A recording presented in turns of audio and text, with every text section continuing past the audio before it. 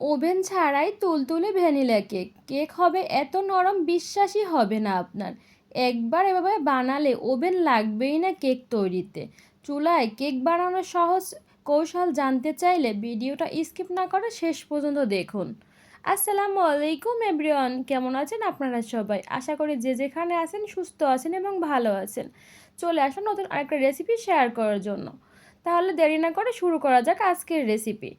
আমি প্রথমে নিয়ে নিয়েছি একটা মিক্সিং বোল, আর এখানে নিয়ে নিয়েছি আমি রুম টেম্পারেচারের 3টা ডিম। এখানে নিয়ে নিয়েছি হাফ কাপ পরিমাণে চিনি।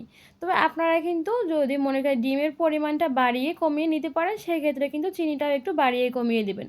আমি এখানে যেহেতু 3টা ডিম নিয়েছি সেজন্য হাফ কাপ চিনি অ্যাড করে দিয়েছি। এখন একটা হ্যান্ড উইক্সের সাহায্যে ভালো করে এটাকে একটু ফেটিয়ে নিতে হবে।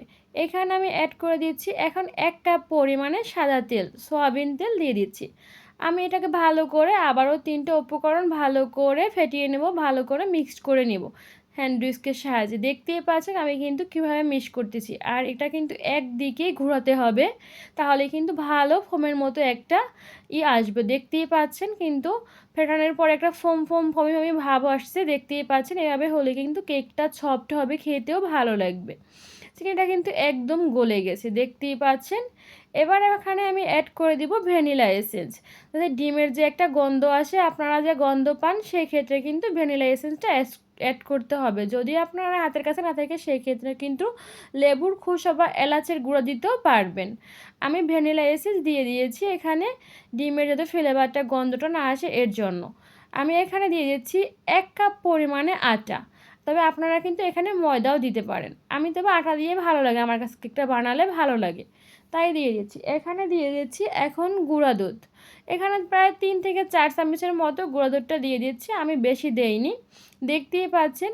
আমি এখন দিয়ে দিচ্ছি 1.5 চামচ পরিমাণে বেকিং পাউডার।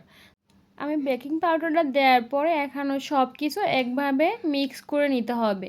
আর আমি কিন্তু দেখতেই পাচ্ছেন ভালো করে হ্যান্ড উইক্সের সাহায্যে হাত দিয়ে ভালো করে করে নিচ্ছি। তবে আপনারা কিন্তু এটা মনে করেন ব্লেন্ডার করে নিতে পারেন, বিটারের সাহায্যে এরকম বিট করে নিতে পারেন।